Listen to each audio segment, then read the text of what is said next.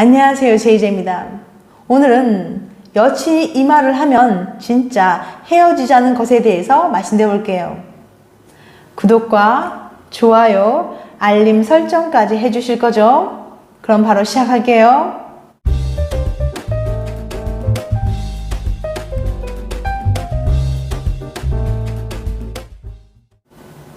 알랭드 보통의 소설 왜 나는 너를 사랑하는가에는 특별한 로맨스는 없습니다. 그저 평범한 남자인 내가 평범한 여자인 클로이를 만나서 평범하게 연애하고 이별하는 이야기예요. 당신과 당신이 사랑하는 혹은 사랑했던 사람처럼 말이에요. 그런데도 이 책은 두고두고 제 기억에서 잊혀지지 않았는데요. 이 책을 통해서 남자와 여자가 만나 사랑에 빠지고 헤어지기까지 겪게 되는 10단계의 과정을 이야기해 볼 건데요. 그 9번째 이야기를 시작합니다. 마음이 변했을 때. 지난 영상 애인 앞에서 욕해도 되는 유일한 순간에서 사랑은 노력하는 것이란 이야기를 했었죠. 만약 그렇다면 사랑을 노력한다는 게 말이 되니라는 박원의 노력이라는 노래에 나오는 가사에 많은 사람들이 공감했던 이유는 뭘까요? 다들 비슷한 경험이 있어서일 거예요. 이미 사랑이 끝났다는 걸 알면서도 억지로 관계를 이어갔던 경험. 그런데 이럴 경우 본인도 지치지만 질질 끌려가는 상대방은 더 힘들어요. 할 수 있는 게 없거든요. 클로이의 마음이 변한 걸 알고도 아무 말 못하고 지켜보는 남자처럼요. 하지 못한 말. 남자는 요즘 들어 클로이의 무게중심이 자기가 아닌 다른 곳으로 옮겨갔다는 느낌을 받아요. 예를 들면 이런 거예요. 남자가 좋아하는 시리얼을 매번 자기 집에 사다 놓았던 클로이가 지난주부터 비싸다며 갑자기 안 사오기 시작했다는 거. 너무 사소한가요? 그럼 이 얘기도 한번 들어보세요.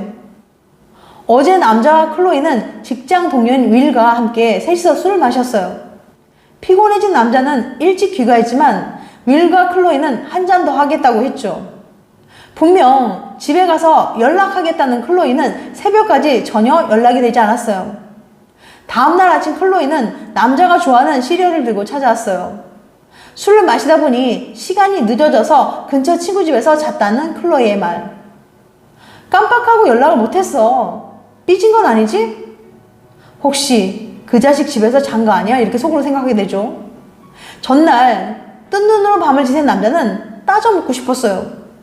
친구 집이 아니라 윌과 같이 있었던 게 아니냐. 나한테 미안한 마음이 들어서 안 사오겠다던 시리얼도 사온 게 아니냐고 말이죠. 하지만 그럴 수 없었어요. 겁이 났거든요. 내 말이 맞다고 하면 어떡하지?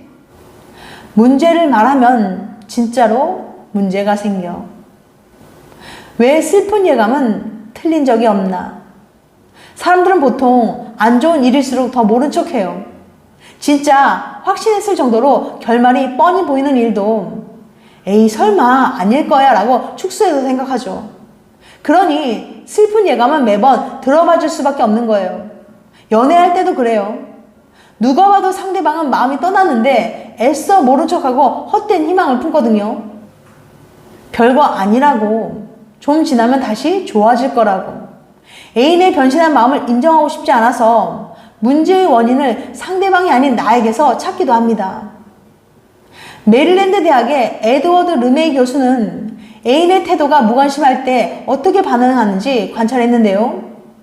관계를 이어가려는 의지가 클수록 애인의 무관심한 태도를 자기 탓으로 돌렸어요. 답이 없네. 내가 예민한가 봐. 이렇게요. 내가 너무 예민해서 그렇다.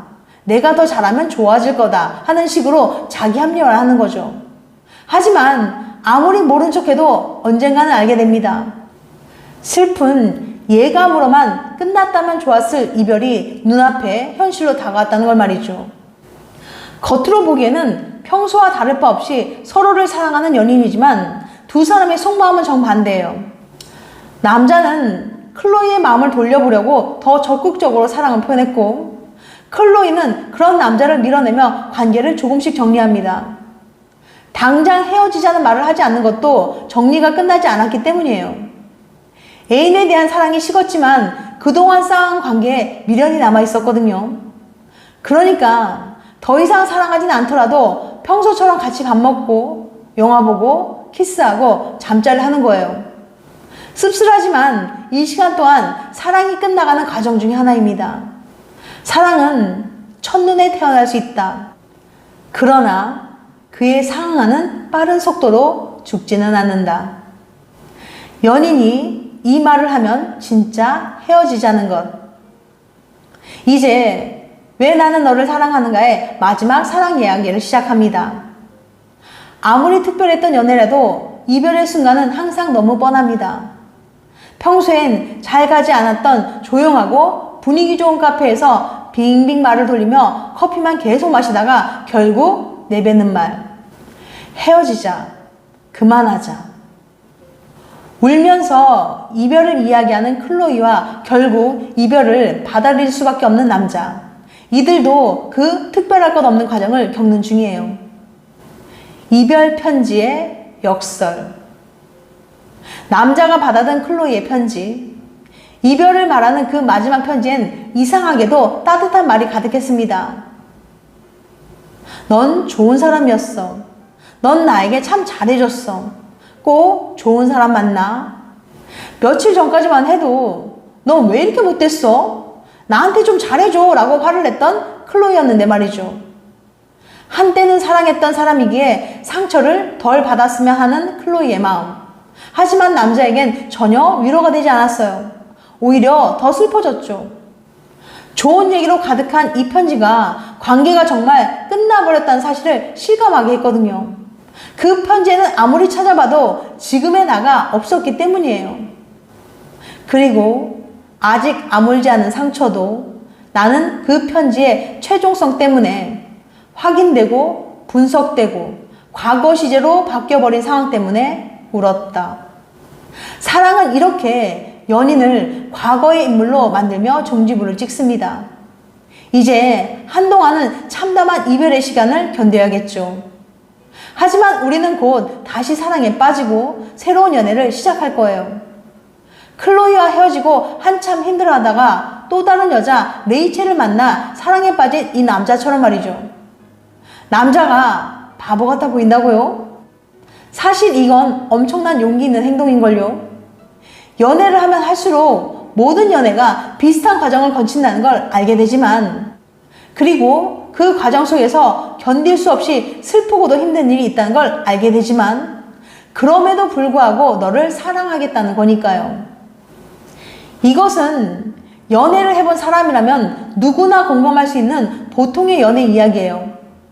남자와 클로이가 설레고 다투고 정들고 헤어지는 동안 함께 공감해 주시고 봐주셔서 감사했습니다.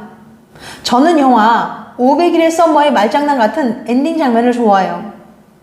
썸머와 헤어진 뒤 톰이 만난 여자 이름이 어텀이죠. 이것이야말로 보통의 연애에 어울리는 이야기가 아닐까요? 여름이 가고 가을이 오듯, 그리고 뜨거운 여름을 보내고 가을을 맞는 나뭇잎의 색깔이 달라지듯 우리의 연애는 계속되고 조금씩 나아질 테니까요. 사랑에 고통이 없을 수 없고 지혜롭지 못한 것일 수는 있지만 그렇다고 피할 수 있는 것은 아니었다. 사랑은 비합리적인 만큼이나 불가피했다.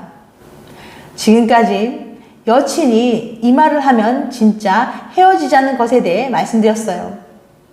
다음에 더 재밌고 유익한 영상을 찾아뵐게요. 끝까지 시청해주셔서 감사합니다. 다음에 또 봬요. 안녕.